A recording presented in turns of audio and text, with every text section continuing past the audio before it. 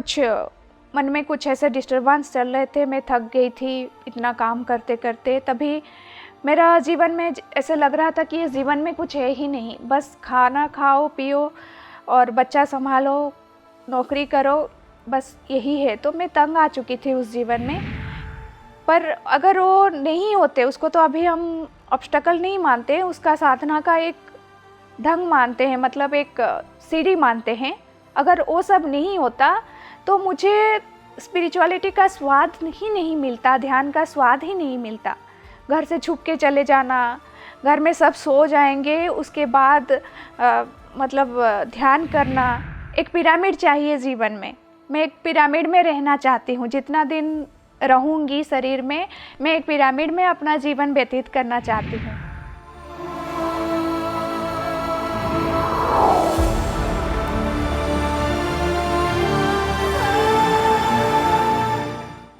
PMC Hindi के सभी दर्शकों को मेरा प्रेम भरा नमस्कार। आत्मा की यात्रा में आप सभी का स्वागत है। कहते हैं कि ज्ञान को पाने के लिए किसी व्यक्ति नहीं, हमें अपने स्वयं में आत्मा की यात्रा को स्वयं ही पूरा करना, और यह सफ़र अकेले ही तय करना होता है। इस सफ़र पर जाने के लिए हमारा सबसे प्यारा मित्र है हमारे अपने ही श्वास। आज हम आपके लिए एक खास मेहमान ममता रॉय जी को लेकर आ रहे हैं, जो भुवनेश्वर से एक छोटे से शहर से हैं और जिन्होंने अपनी आत्मा की यात्रा को अकेले ही तय किया है। सभी रास्तों को पार करते हुए, सफलताओं की डोर को पकड़ते हुए वो आगे बढ़ती रही और जीवन के इस सुंदर सफ़र को उन्होंने पार करना शुरू कर दिया। वो स्वयं के लिए तो एक उदाहरण बनी ही, प्रेरणादायक बनी ही, परंतु औरों के लिए भी उन्होंने ये मार्ग खोल दिया और औरों की भी सहायता करी उनकी आत्मा की यात्रा को पूर्ण करने के लिए। ममता जी ने अपना सफ़र बचपन से ही एक उससे निकाला कि वो पहले बचपन से ही अपने मामा के पास पली और सभी संघर्षों के साथ आगे बढ़ते हुए उन्होंने ये सफ़र पूरा किया। अपने संयम और दृढ़ संकल्प से वो आगे बढ़ती रही।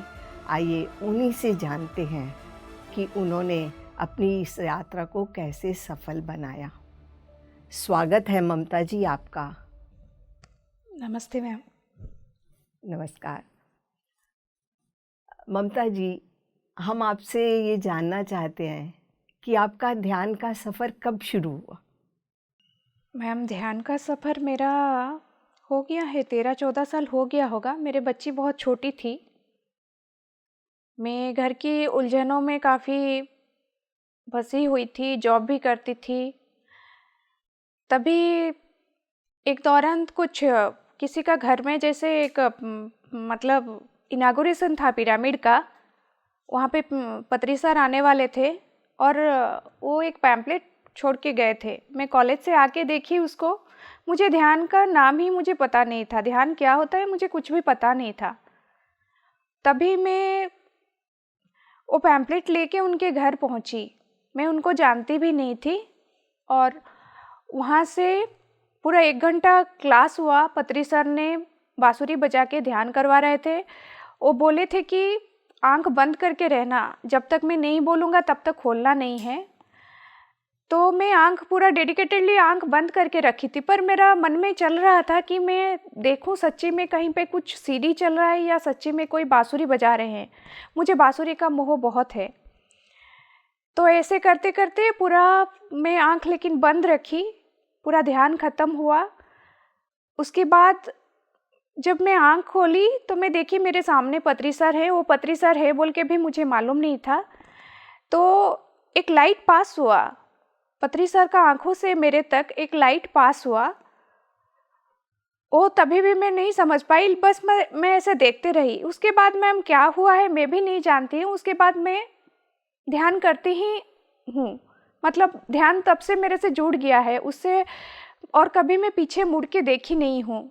उससे ज़्यादा ध्यान, उससे ज़्यादा ध्यान, और ध्यान को जानना और ध्यान को पहचानना, ये मेरा बढ़ता ही गया। ये सफ़र वैसे ही मेरा तय हुआ था।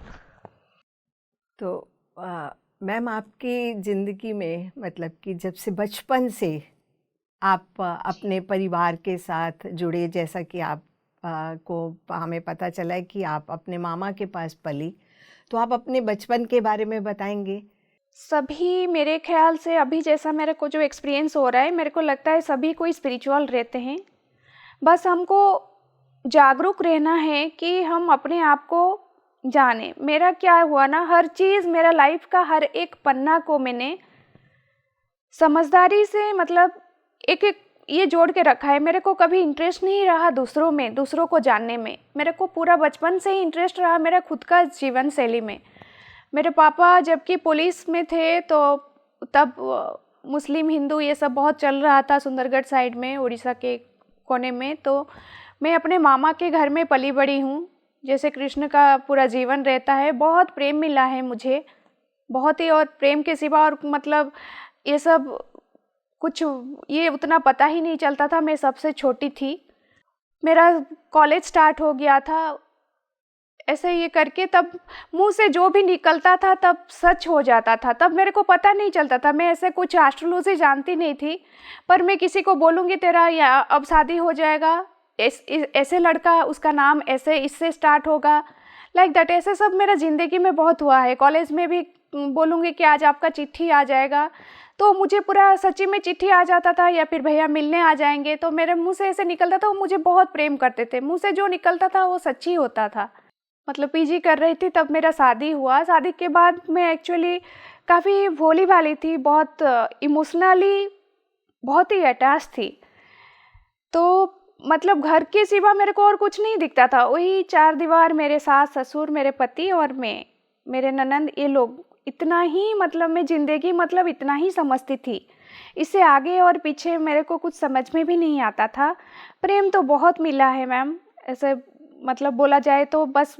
और कुछ मेरे को बाहर देखने के लिए कुछ यही नहीं था। बेटी पैदा हुई तब जाके मेरे को मतलब स्पिरिचुअलिटी का एक्चुअल मीनिंग क्या है मेरे को समझ में आया। ये तो अभी मेरे को समझ में आ रहा है। तभी मेरे को मतलब जो मेरा साधना पीरियड वहीं से जनरली स्टार्ट हुआ। वो एक बेटी पैदा हुई, तो बेटा बेटी के ऊपर जो एक डिफरेंस होता है समाज में, वो चीज़ मेरे मन में बहुत गहरा प्रभाव डाला था। और मेरी बच्ची जो है वो मतलब पैदाइशी ही वो स्पिरिचुअल है। वो मेरी पहली गुरु है। मतलब अगर ध्यान का बारे में बोला जाए तो मैंने उसी से ही ये संसार को मतलब सीखना शुरू किया। और कुछ 6-7 महीने की जब मतलब थी, अंदर ही थी, तब मेरे को पेट से साउंड भी आया था। तभी मेरे को भी कुछ पता नहीं चल रहा था कि ये चीज़ क्या है। फिर वो जब पैदा हुई, वो वेजिटेरियन ही पैदा हुई है। घर में हम लोग तो ओडिया फैमिली हैं, तो हम लोग का नॉनवेज बहुत चलता है।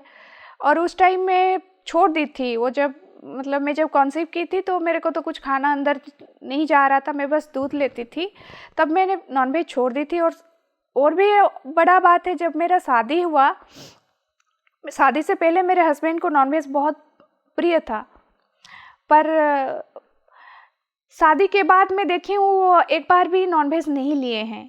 तो ये सब मतलब अपने आप मेरे लिए तैयार हो के ही हो रहा था। आगे का जर्नी के लिए मेरे को जैसे सब तैयार हो रहा था। और जब मैं पहली बार ध्यान में आई उसके बाद से और मेरे को इच्छा ही नहीं हुआ है। और मतलब बहुत सारे रीज़न मेरे को मिल गए मतलब बोलने के लिए। तब थोड़ा स्ट्रांग हो गई, मैं नहीं खाऊंगी, मैं ऐसे ही बोली। तो धीरे धीरे जैसे मेरे को ये संसार में आई हूँ, तो संसार में जैसे मेरा रास्ता खुलते ही गया, ऐसा सब ही हुआ है मैम।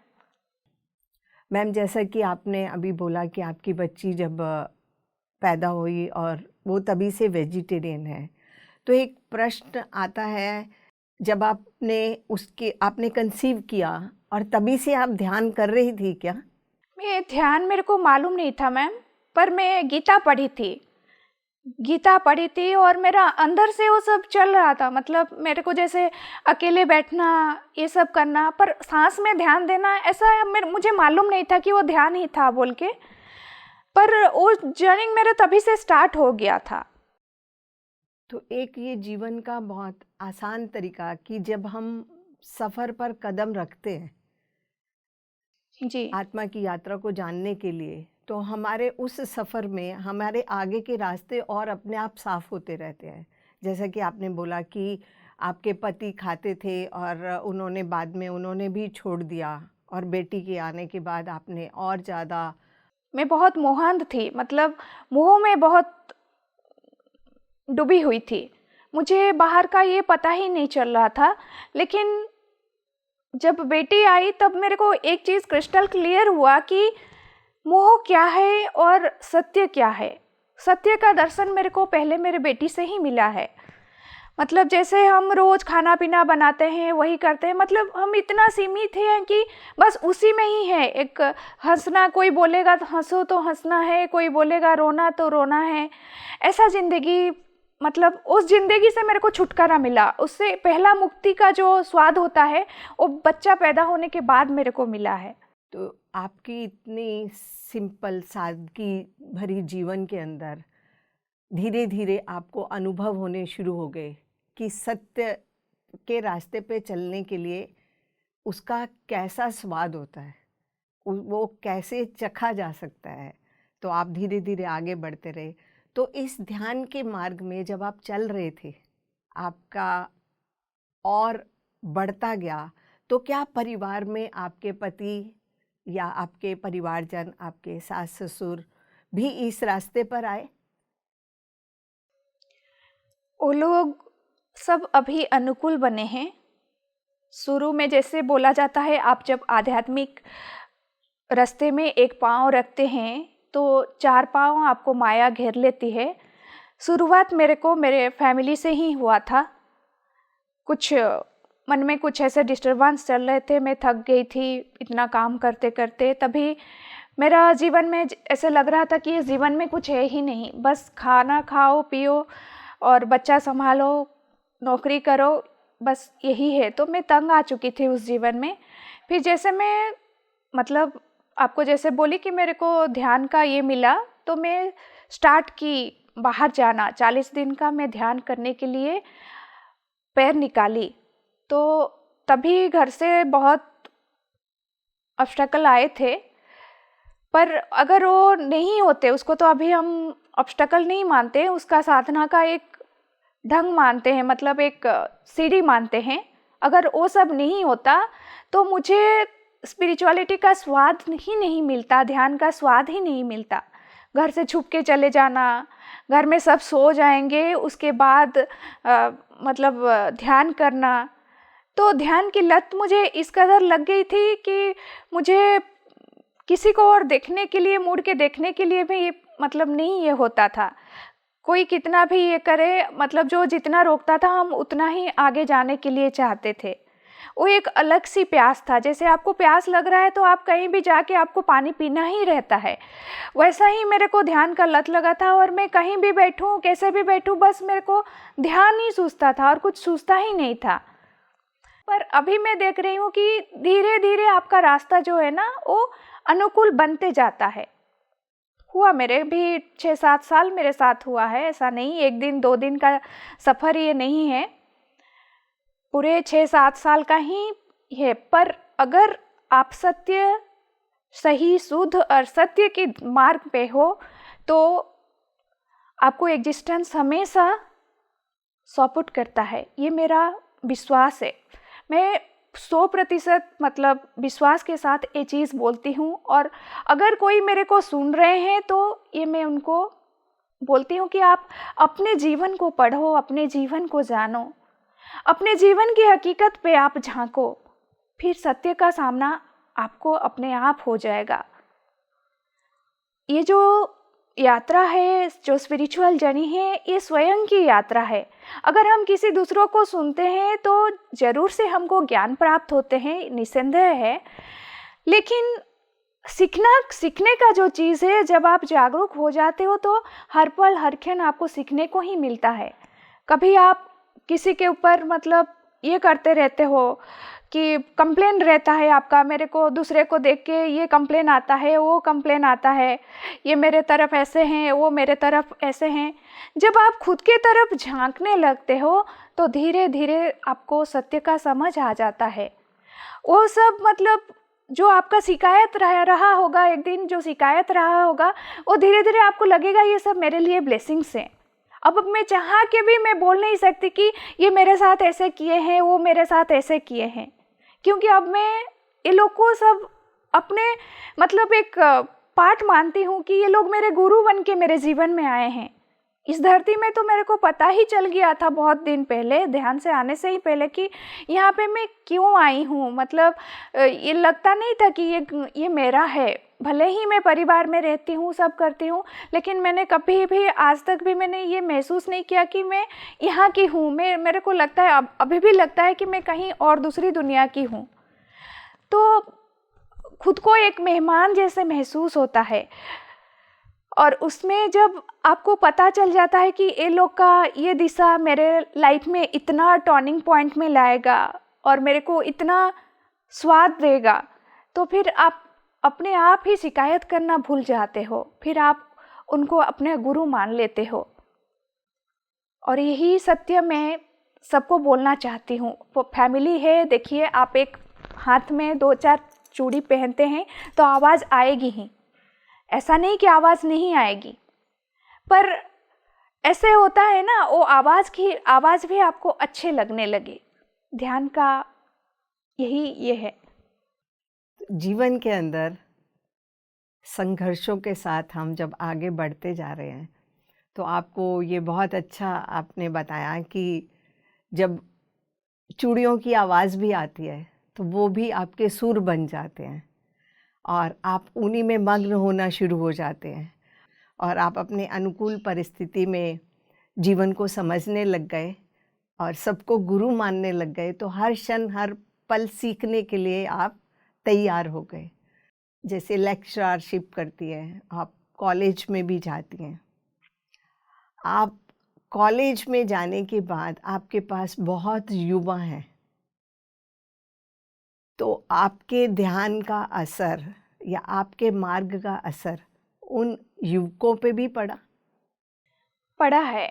मतलब ऐसे मैं तो प्रोफेशनल जॉब करती थी, पहले इंजीनियरिंग कॉलेज में थी, तब मेरा साधना पीरियड बहुत ज़ोरदार चल रही थी। मैं बस में जाती थी तो पूरा साउंड आता था बस में, जितना मतलब ये लगाया जाता था, माइक लगाया जाता था। और जैसे बोला जाता है कि ध्यान करने के लिए आपको अंधेरा कमरा चाहिए, आपको एक शांत परिवेश चाहिए, वैसे मेरे को शुरुआत में नहीं मिला था। मेरे को पूरा हो हल्ला में मैं ध्यान करती थी। जहाँ पे भी लोग बातें करते रहेंगे, ज़ोर से आवाज़ आते रहेंगे, वहाँ पे मेरा ध्यान और भी अच्छा होता है, मैं अपने अंदर और अच्छे से जा सकती हूँ।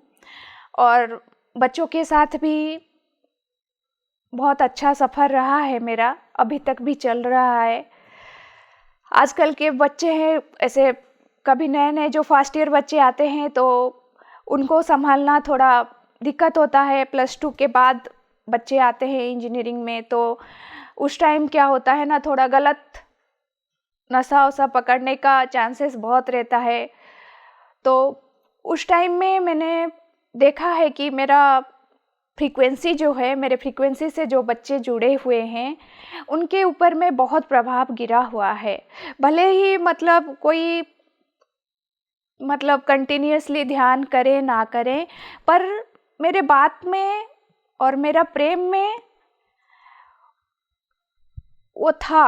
मतलब कि मैं कुछ बच्चों को मतलब सुधारने के लिए, बहुत बदमाश बच्चे जो रहते हैं वो लोग बहुत सुधरे हैं ध्यान के ये से। मैं बस ध्यान के नाम नहीं लेती थी, क्योंकि ध्यान का नाम लेने से बच्चे भिड़क जाते हैं, क्या ऐसे बैठना ये करना, वो मतलब समझ के परे हो जाते हैं।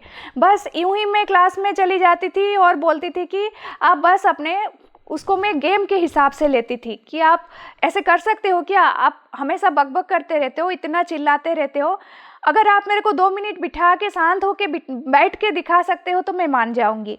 मतलब उनको उनकी भाषा से लेके मैं ध्यान में मतलब ये की हूँ, उनको डाली हूँ।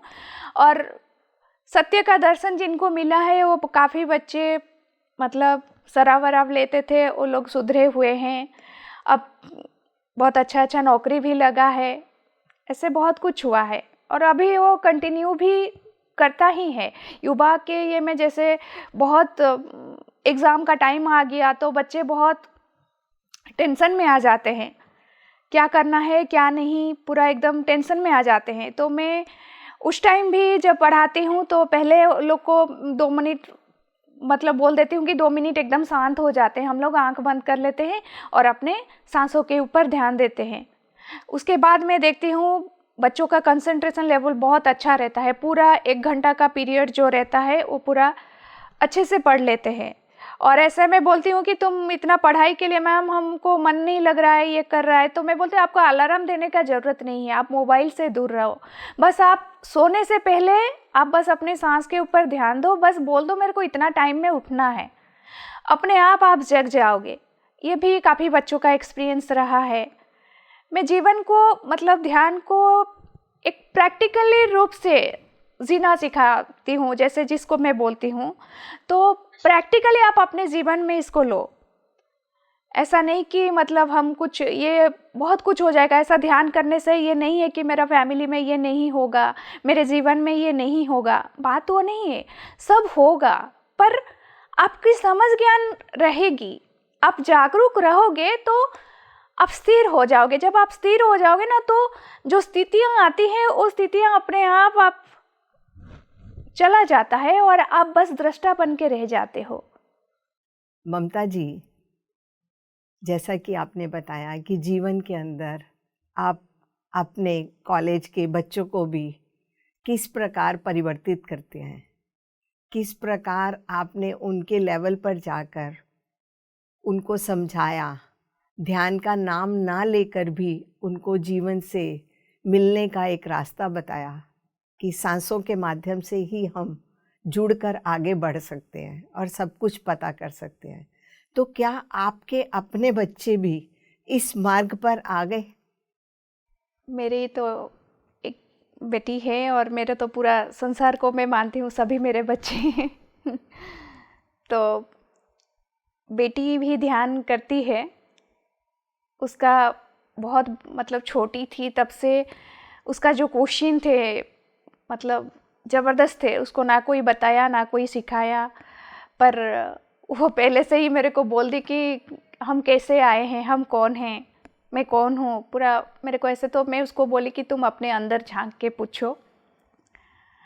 तो अभी वो ग्रोन अप स्टेज में है तो उतना इसमें ध्यान नहीं दे पाती है, पर चल रहा है। मेरे को लगता है आगे जाएगी तो ज़रूर से मतलब मेरा ये में रहेगी, वो ध्यान को अपनाएगी ही, ध्यान में ही है। और मेरे हस्बैंड भी वो ऐसे बैठ के तो ध्यान नहीं करते हैं, लेकिन है तो बहुत स्पिरिचुअल, पूरा पिरामिड का काम बोलो, ये करो, बहुत कुछ करते हैं, बहुत कोऑपरेशन उनका बहुत है। उनका मतलब लाइफ का जो एक्टिविटीज़ है वो बहुत स्पिरिचुअल है। भले ही वो बैठ के ध्यान ना करे, पर उनका आइडियोलॉजी जो है, उनके अंदर जो मतलब संस्कार भरे हुए हैं वो पूरी आध्यात्मिक है। इसके लिए मैं भी अपने आप को ब्लेस्ड मानती हूँ। तो आप तो भाग्यशाली हैं, और भाग्यशाली होने से आपको ज़रूरी नहीं है कि कोई बैठकर ही ध्यान कर रहा है, बट वो अपने साथ अपनी आत्मा के साथ जुड़ चुके हैं, तो इसीलिए वो आपके साथ भी हमेशा कोऑपरेटिव रहते हैं, ताकि आपको अपने इस यात्रा में उनका भी बहुत बड़ा साथ है। अभी मतलब मिलता ही रहा है, क्योंकि अब धीरे धीरे मैं देख रही हूँ मतलब मैं शरीर फिजिकल बॉडी से लेके उतना मतलब बहस नहीं करती।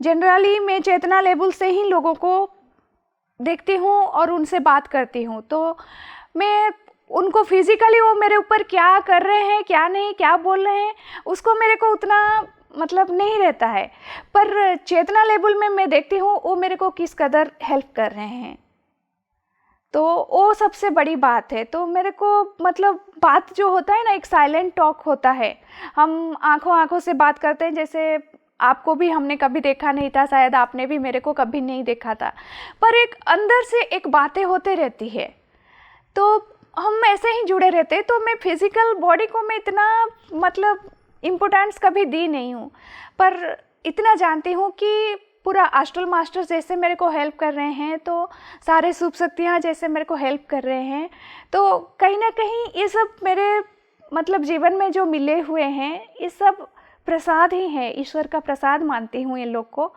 और इनडायरेक्टली मुझे बहुत सपोर्ट मिलता है, मैं डायरेक्टली नहीं बोल रही हूँ, लेकिन पर इनडायरेक्टली मैं इसको इग्नोर भी नहीं कर सकती, क्योंकि ये प्रैक्टिकली मैं महसूस करती हूँ इस चीज़ को। आप आज का दिन भी बोल सकते हो। इसका मतलब है कि आपको सूक्ष्म लेवल पर भी सपोर्ट मिल रही है, आत्मा की आत्मा से कनेक्शन उनके रूप में है, तो आपको वो सहायता भी मिल रही है। तो आपके इस जीवन में, आपके साथ इस यात्रा में आपको कभी एस्ट्रल ट्रैवल और या कोई आपको और संत महात्मा उनकी गाइडेंस भी मिली है? जी मैम, बहुत होते हैं, ये हमेशा होते रहते हैं। मतलब जब वे ध्यान में नहीं थी तभी भी होते थे, और ध्यान के आने के बाद भी होते हैं। पिरामिड नहीं आया था तभी भी होता था, पिरामिड आने के बाद भी होता है। सिर्फ मेरे को नहीं, घर में सबको होता है। मेरे हस्बैंड ध्यान नहीं करते हैं, उनको भी होता है। एक बार पिरामिड में वो साफ़ सफाई के लिए गए थे, सुबह सुबह मैं कुछ छोड़ के आई थी, तो यहाँ पे जो संचालक हैं, तत्वमसी पिरामिड है यहाँ, मतलब मैं जहाँ रहती हूँ, तो वहाँ का संचालक जो हैं वो आदित्यनाथ जी हैं। वो अपना नाम बोले थे, वो एक क्रिस्टल के रूप में बसे हुए हैं, तो वो सबको दर्शन देते हैं। एक बार मेरे हस्बैंड उधर गए कुछ सामान लाने के लिए, उसको संवारने के लिए, तो रात को मैं सो गई थी, तो देखे कि एक दाढ़ी वाला बैठे हैं अंदर, पिरामिड के अंदर ध्यान कर रहे हैं। तो वो सीधा बाहर आ गए और गए नहीं, बहुत मतलब 1 साल तक शायद वो पिरामिड तक गए नहीं, बोले नहीं वहाँ पे कोई है, हम नहीं जाएंगे। और मेरे को महसूस हुआ था बहुत, मतलब कभी मेरा तबीयत ख़राब होता है, कुछ होता है, तो मैंने महसूस किया है कि कोई आके मेरे सामने खड़ा हुआ है, पास में खड़ा हुआ है। जैसे लोग बोलते हैं ऐसे आने से कोई भूत प्रेत आते हैं, समथिंग समथिंग, पर ऐसे जब कोई आते हैं तो मेरा तबीयत एकदम ठीक हो जाता है। फिर मेरे को पता चलता है अरे मेरे को इतना तकलीफ़ थी और मैं तो ठीक हो गई हूँ। और मेरे बच्ची भी जब छोटी थी तभी भी मैं उतना दवाई ववाई नहीं करती थी, उसको मैं ऐसे आयुर्वेदिक का थोड़ा ये करती थी। मेरे को लगता है कि मेरा प्रेयर में बहुत जादू है बोला जाए या फिर पावर है बोला जाए, तो मुझे अपने प्रेयर के ऊपर बहुत विश्वास है। तो कुछ भी प्रेयर करो तो मतलब बच्चे के लिए हो, घर के लिए तो हो ही जाता है। ऐसा मेरा कुछ हाई फाई डिमांड भी नहीं है कि हम बोलेंगे नहीं ये हो जाएगा तो हो जाएगा, ऐसा कुछ हाई फाई डिमांड भी नहीं है। पर हाँ, जो मतलब नीडी है, जो मेरे को ज़रूरत है, वो तो फुलफ़िल हो ही जाता है। जैसे मेरे को पिरामिड में जब मैं ध्यान की, मुझे पिरामिड की लत लग गई थी मानो, तो मुझे मतलब मन में था कि वहाँ से मुझे एक पिरामिड में रहना है। जैसे लोग बोलते हैं मुझे एक घर चाहिए, मुझे घर में रहना है, मेरा इतना सुंदर घर हो, पर मेरा मन में ऐसा था कि मैं पिरामिड की बहुत पागल थी, तो मुझे एक पिरामिड चाहिए जीवन में। मैं एक पिरामिड में रहना चाहती हूँ, जितना दिन रहूँगी शरीर में, मैं एक पिरामिड में अपना जीवन व्यतीत करना चाहती हूँ। और ये बस ऐसे ही मैनिफेस्ट हो गया। कैसे, मतलब जितना हम बोले थे, मैं बोली थी ऐसे ही कि आप भुवनेश्वर में मेरा अपना एक घर हो तो मैं वहाँ पे पिरामिड बना सकूँ। 9 साल लगे, जैसे एक बच्चा को आते आते 9 महीना लगता है, वैसे 9 साल लगे, लेकिन वो भी हो गया। और पत्री सर से मैं फिजिकली जुड़ी हुई नहीं हूँ, पर चेतना लेवल में वो हमेशा मेरे साथ हैं। तो वो भी मेरा मन में था कि वो आके इनागोरेट करें, उनका एक बार बांसुरी यहाँ पे बजाएं। वो सब होते गया, मतलब सब फलित हुआ है जीवन में ये सब चीज़। पहले हमने यहाँ पे पिरामिड बनाया तो वो भी कुछ गलत ये हुआ था, मेरे को सही नहीं लगा। उसके बाद उसको तोड़ा गया, एक तो इतना मतलब मुश्किल से एक पिरामिड बनाना घर में सबके साथ, मतलब ये करके काफ़ी बातचीत हो के, काफ़ी सबको मना के रूठ के मना के बहुत कुछ करना हुआ था। फिर मेरे को दोबारा तोड़ के वो पिरामिड बनाना पड़ा। तो ये सब अपने आप आया है जैसे लगता है मैम मेरे को। ये सब सीढ़ियाँ अपने आप मतलब खुल रहा है, जैसे मैं और एक ऐसे चढ़ रही हूँ और खुल रहा है। ऐसा नहीं कि ये सब मतलब पिरामिड आने से आपको जैसे बोला जाता है कि आपको फाइनेंशियली क्या सपोर्ट मिला। फाइनेंशियली आप अगर ध्यान में हो नहीं हो, वो आपके पिछले पुण्य के हिसाब से आप मतलब रिच बन ही जाते हो। इसको मैं उतना ये नहीं रखती, पर ध्यान में आने के बाद आप कितने जागरूक हो वो बहुत मायने रखता है। सबसे बड़ा बात है जो मास्टर्स आते हैं ध्यान करने के लिए, मतलब वो मेरे को सिखाते हैं। ऐसे लगता है कि एक क्लास चलता है, मैं क्लास ले रही हूँ। No, not at all. मैं जब पिरामिड में चली जाती हूँ तो मेरे मुंह से अपना आवाज़ निकलता नहीं है, वो कहीं और से वो आवाज़ निकलती है। और जितने सारे मास्टर्स हैं सबके अलग अलग सिचुएशंस हैं, सबका अलग अलग कहानी है। तो और सबसे मेरे को बहुत कुछ सीखने मिलता है, आज भी मिलता है। और पूरा जब से पिरामिड बना है 5 साल से रोज़ क्लासेस होते हैं। कभी 2 मास्टर्स रहते हैं, कभी 10 मास्टर्स रहते हैं, कोई कहाँ पे बुलाया तो 40 मास्टर्स रहते हैं। मैं कभी उसको गिनती नहीं हूँ कि कोई अगर मास्टर्स बोलता है कि आप कि आज कितने जन फिजिकली हैं कि कितने मास्टर्स हैं, तो मैं थोड़ा चिढ़ जाती थी क्योंकि मैंने ये चीज़ महसूस किया है कि सिर्फ फिजिकली जो लोग बैठे हैं वो लोग ध्यान नहीं करते हैं। पिरामिड के अंदर बहुत एस्ट्रली वहाँ पे रहते हैं ध्यान करने के लिए। और ये पिरामिड में सबको एक्सपीरियंस हुआ है, सिर्फ मेरे को ही नहीं, सबको एक्सपीरियंस हुआ है। आएंगे मास्टर्स आएंगे, वहाँ पे लकीर खींच के चले जाएंगे। तत्वमसी से जो जुड़े हुए हैं उनके घर में लकीर आता है। तो सांस का मतलब जब नया नया पिरामिड बना था तो मेरे को तो पूरा ब्रीदिंग का साउंड आता था कि कोई वहाँ पे ब्रीदिंग ले रहा है। मैं डरने लगी, उसके बाद वो चीज़ भी बंद हो गई है। पूरा पता चलता है कि कोई सांस ले रहा है। और फिर खुशबू का आना, जैसे आज सुबह भी मैं झाड़ू लगा रही थी सुबह, तो वहाँ पे खुशबू आना। शाम को आप बैठोगे तो ज़रूर से आपको खुशबू आएंगे। यहाँ पे मास्टर्स आएंगे, वो लोग जब घर जाएंगे उनके घर तक चंदन का खुशबू जाना। मेरे हस्बैंड भी ध्यान नहीं करते हैं, लेकिन उनको भी कभी कभी रास्ते में खुशबू आना, चंदन का खुशबू जनरली आता है, बहुत फूलों का खुशबू आता है, कभी अगरबत्ती का खुशबू आता है। कोई गुजर जाते हैं अगर और मेरे से जुड़े हुए हैं, फिजिकली उतने जुड़े हुए ना हो वो मायने नहीं रखता है, तब उनका प्रेजेंस भी फील होना, ये सब अपने आप में बहुत कुछ अलग सा दिशा है मैम। इसको मतलब जिसने महसूस किया है बस महसूस किया है, इसको शब्दों में बोलना इतना आसान नहीं है। तो ये तो मैडम जैसे बुद्धा भी बोलते हैं कि जीवन के अंदर आपने सुना, जैसे हमने आपका आज सुना कि पिरामिड में आने के बाद ये चीज़ें होती हैं, तो जब तक हम अनुभव नहीं करेंगे तब तक हमें इन चीज़ों का पता नहीं चलता। तो हर जो भी जीवन में आता है, अगर आपको कुछ समझाता है या आपको कोई और मार्गदर्शक करता है या बताता है, तो इसका मतलब तो यही हुआ कि हमें उसका अनुभव लेना चाहिए, उसके बाद ही उसको मानना चाहिए।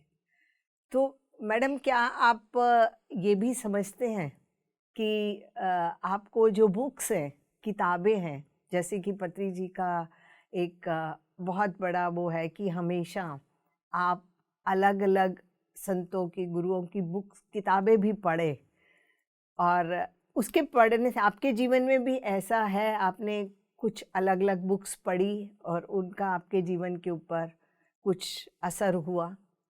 पहले मेरे को ओशो का बुक्स मिला, ओशो का ऑडियोज़ मिले, उसमें जो आपका है अष्टवक्र गीता, वो मेरा लाइफ चेंज किया था। पहला मेरे को ओशो का अष्टवक्र गीता ही मेरा लाइफ चेंज किया है, उसको मैं बहुत मानती हूँ।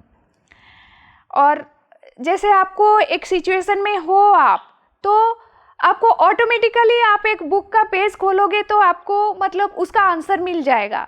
आप रामपा जी को बोलो या फिर पत्री सर का भी जो कुछ मतलब बुक्स हम जो ये किए हैं, आत्मा की यात्रा जो भी पढ़े हैं, और एक तो जीवात्मा जगत का बुक, वो मेरे जीवन में बहुत मायने रखा है। मैं जब जीवात्मा जगत के बुक नहीं पढ़ी थी और मैं सत्संग करती थी तभी भी मेरे मुंह से वो सब बात निकलते थे। फिर जब मेरे को मिला जीवात्मा जगत का बुक, जब मैंने उसको पढ़ा तो मैं खुद हैरान रह गई कि ये सब बात मैं कैसे बोली थी। जब किसी को गाइड करना रहता है, मैं ये सब बात मेरे मुंह से कैसे निकलते थे। तो आपके पास हमेशा मास्टर्स रहते हैं। जैसे रामपा जी का बुक है, रामपा जी का बुक को मैंने एक बार लेके गई थी स्टेशन, मतलब ये मैं ट्रेन में उसको पकड़ के गई थी। उस दिन मेरा क्लिंजिंग अपने आप होता है शरीर में। उस दिन मेरे को राउरकेला जाने से पहले मेरे को शायद 12 या 15 मेरे को डिसेंट्री हो गए थे, पर मेरे को वीकनेस फील नहीं होता है। वो बुक मैं लेके गई, जैसे ही वो बुक खोली वो खुशबू आया और मैं चाह रही थी रेस्ट लेना, इतना जल्दी पहुंचना नहीं चाहती थी। जबकि रात मतलब 2 बजे बैठी थी, मेरे को 10 बजे तक राउरकेला पहुंचना था, पर ट्रेन पहुंचा सुबह 5 बजे। और पूरे ट्रेन में, पूरे सफ़र में मेरे को चंदन का खुशबू आता रहा। उसके ऊपर मेरा पेट खराब था, उसके ऊपर मैं मूंगफली खाने लगी, मूढ़ी खाने लगी, मतलब कुछ नहीं, एकदम नॉर्मल हम जैसे जीवन जीते हैं मैंने वैसे ही जीवन जिया है। और एक बार मेरे को याद है, मेरे को एक बार 40 टाइम्स मतलब डिसेंट्री हुआ था। मेरी सास भी थी तभी। तो रात जैसे हुआ तो मैं बोली ऐसे ही मैं नॉर्मल काम कर रही हूँ, कुछ ये नहीं, कॉलेज गई सब ये कर रही हूँ, पर 40 टाइम्स हो चुका है। फिर मैं रात को अचानक मेरा थोड़ा बुद्धि चलने लगा। मैं बोली आप लोग को थोड़ा भी तरस नहीं आता है कि मेरा इतना बार ये हो चुका है, थोड़ा सा इसको कुछ ये करें। तो मेरे को वीकनेस नहीं रहता था। तो मेरे को फिर बाद में सब पता चलता है, जब हो जाता है तो मेरे को पता है कि अपने आप मेरे शरीर का क्लिंजिंग होता है। जैसे सब बोलते हैं कि कोई पास्ट लाइफ रिग्रेशन हुआ, कोई किसी का एस्ट्रल सर्जरी हुआ, इसके लिए मैंने कभी कुछ कोशिश नहीं की है, पर ये हमेशा मेरे साथ अपने आप मतलब होने ही लग चले हैं।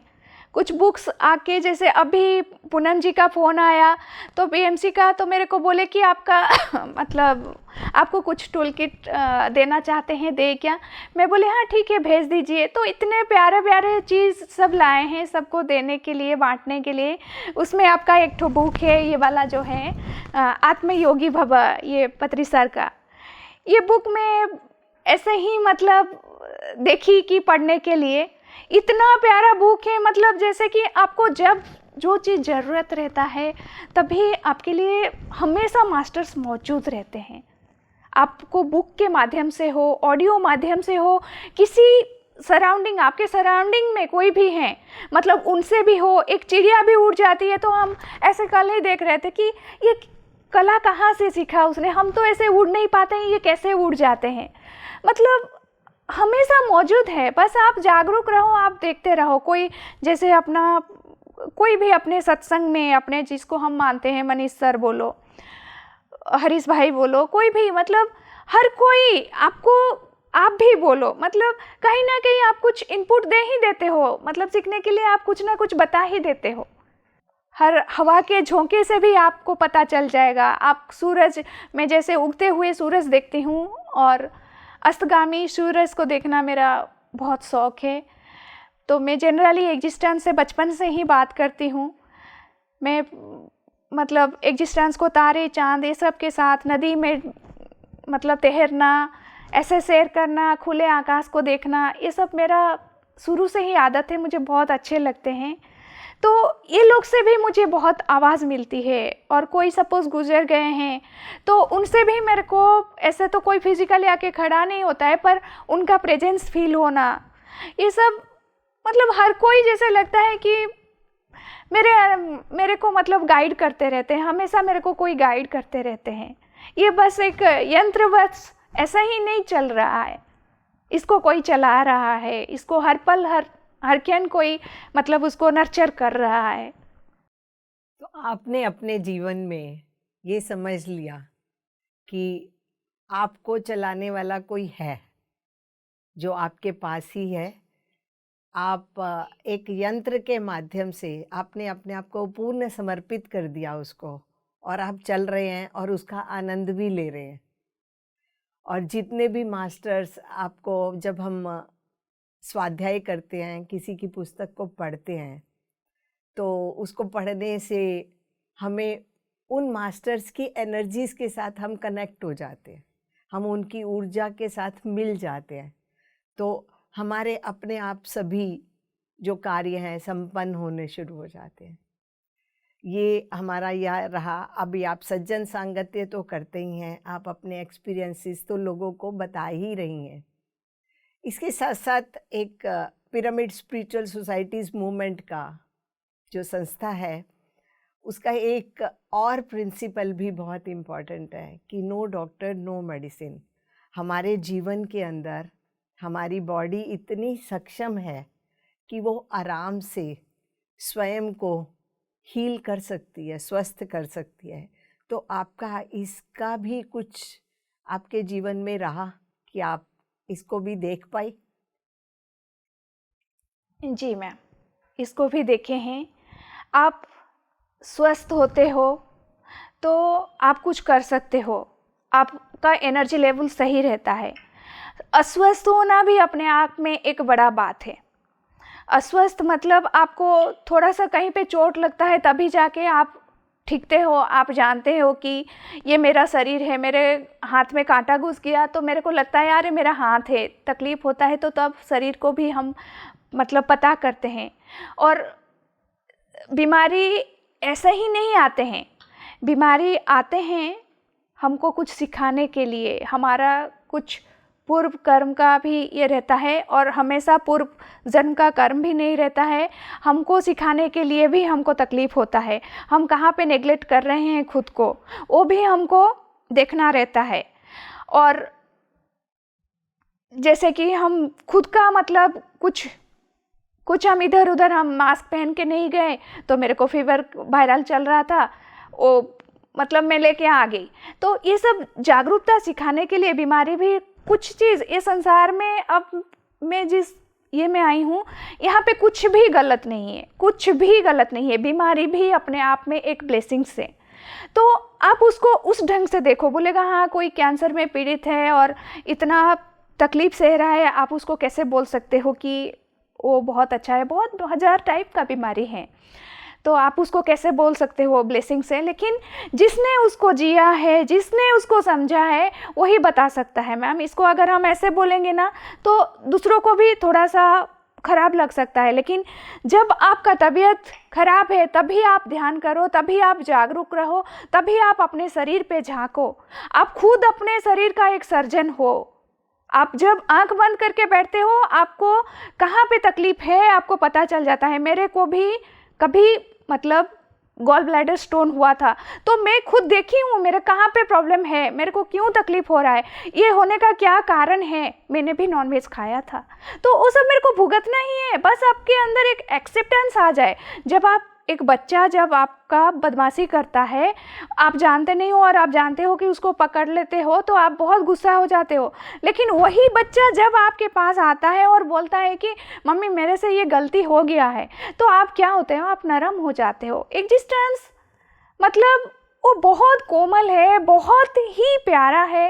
वो मतलब अपना ही एक छाया है, तो उसके पास सिर्फ प्रेम ही प्रेम है और कुछ नहीं। उसके पास घृणा का, तकलीफ का कोई भगवान हमको, कोई एग्जिस्टेंस हमको कभी तकलीफ नहीं देता है। हम जो करते हैं सब अपने लिए ही करते हैं, अपने ही कृत्य ही है। और जो भी अगर हमारे सामने सिचुएशंस आते हैं ना, वो सब हमको सिर्फ सीखने के लिए आते हैं और कुछ नहीं। बस आपको जागरूक होना है। आप हर पल हर क्षण बस आप जागरूक रहो, उस प्रेम के बारिश को समझो, फिर आपको फीवर भी आपको अच्छे लगेंगे, आपको कैंसर भी अच्छे लगेंगे। अगर ऐसा नहीं होता तो रमन महर्षि वो तो कुछ भी करते, वो अपने स्वामी रामा ये सब अपने आप को कैसे सरेंडर किए। जैसे आपका परमहंस जी, वो अपने आप को कैसे सरेंडर किए। तो ये नहीं कि ये बहुत अच्छा लगता है, कुछ अच्छा भी लगता है तो कुछ बुरा भी लगता है। अगर हम अच्छाइयाँ को सिर्फ अपनाने लगे तो ये जीवन उतना अच्छा नहीं रहेगा, मतलब उतना स्वादिष्ट नहीं रहेगा। स्वाद लेना है, अगर दिन है तो रात भी होंगे। अगर आपको शरीर है, सिर्फ शरीर में अच्छा ही आएगा, मतलब हम स्वस्थ ही रहेंगे, स्वस्थ ही ये करेंगे, ऐसा नहीं, शरीर में भी तकलीफ आएंगे, ये मशीन है। तो ये सब स्वीकार भाव रहना है हमको। एक स्वीकार भाव जो है ना, ये आपकी जितनी आपकी जागरूकता रहेगी, आपकी स्वीकार भाव रहेगी, आपको समझ में आ जाएगी। और इसको आप ध्यान बोलो या जागरूकता बोलो, एक बार उसको अगर आप जी लिए तो दोबारा वो ज़िंदगी में आप वो गलती कर नहीं सकते। और ये आपका एक एक्सपीरियंस, आपका एक जीवन का एक पन्ना में जुड़ जाएगा। ममता जी, जैसे कि आपने बताया कि नो डॉक्टर नो मेडिसिन में आपने बहुत अच्छा एग्जाम्पल दिया कि जब हम उसको स्वीकार कर लेते हैं, स्वीकार करने के बाद हमारी जो प्रेम की ऊर्जा है, एक्सेप्ट करने के बाद हम उस ऊर्जा में बहना शुरू हो जाते हैं।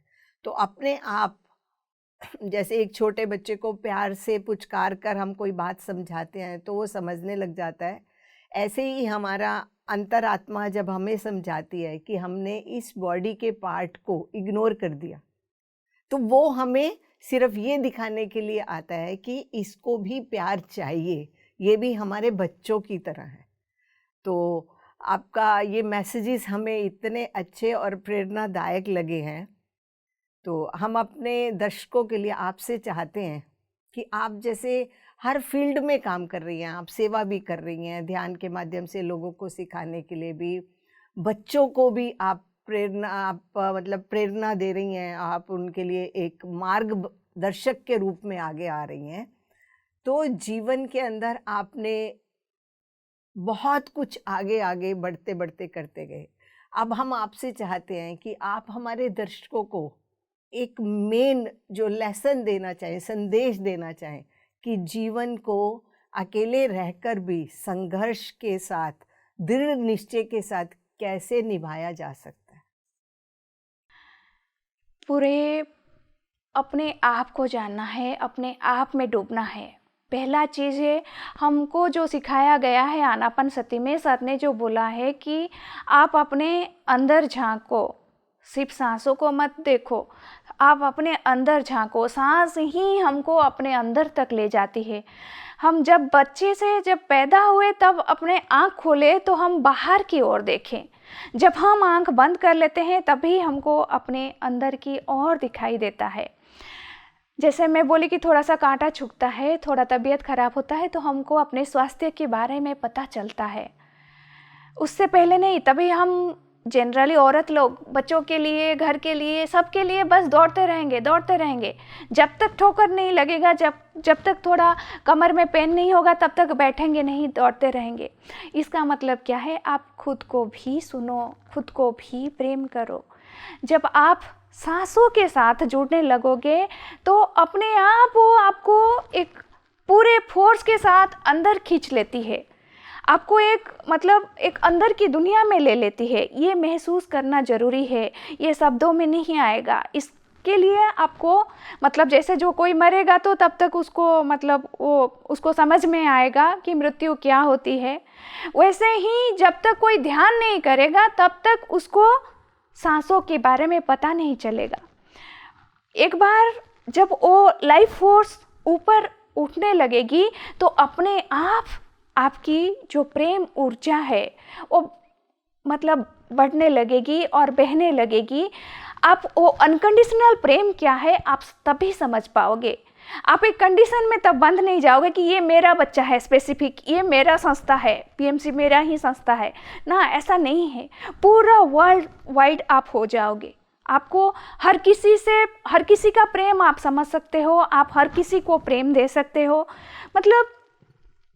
कैसे चांद सूरज चल रहा है, कैसे आपके हर सिस्टम, ऐसे ही आपको भूख लग रही है, ऐसे ही आपको नींद आ रही है, ऐसे ही आपको ध्यान लग रही है, ऐसे ही हम बातें कर रहे हैं। ये सब जो मैकेनिकल चल रहा है ना, तो उससे आपको एक हटके से पता चलेगी।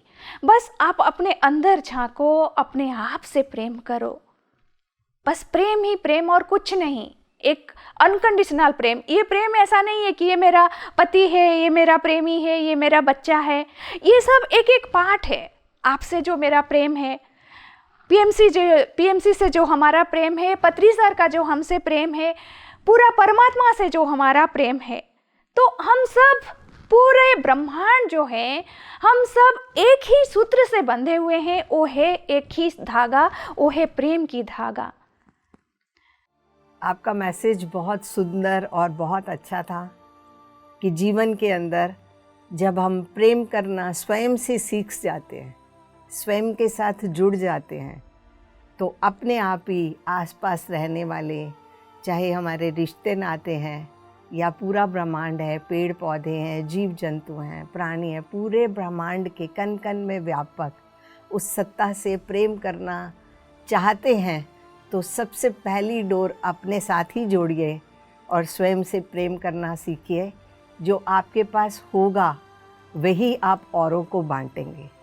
ज़िंदगी में कितनी भी समस्याएं आए, सभी की यात्राओं में ये सभी समस्याएं होंगी, पर जब तक हमारा दृढ़ संकल्प, दृढ़ निश्चय बन जाएगा कि हमें इस रास्ते को, इस जागरूकता बन जाएगी, हम इस रास्ते को अवश्य ही इस सफ़र को पूरा करेंगे। तो दर्शकों, आज इस सुंदर आत्मा की यात्रा में ममता जी ने हमें इतना कुछ बता दिया कि जीवन में कहीं पर भी आप खड़े हो, स्वयं से प्रेम करना सीखो जागरूकता के साथ, और पूरे ब्रह्मांड से सीख जाओगे। हम पुनः मिलते हैं एक सुंदर कड़ी के साथ, एक नए मेहमान के साथ आत्मा की यात्रा में। धन्यवाद आप सबका, बहुत बहुत शुक्रिया ममता जी, आपका बहुत बहुत धन्यवाद, धन्यवाद और धन्यवाद।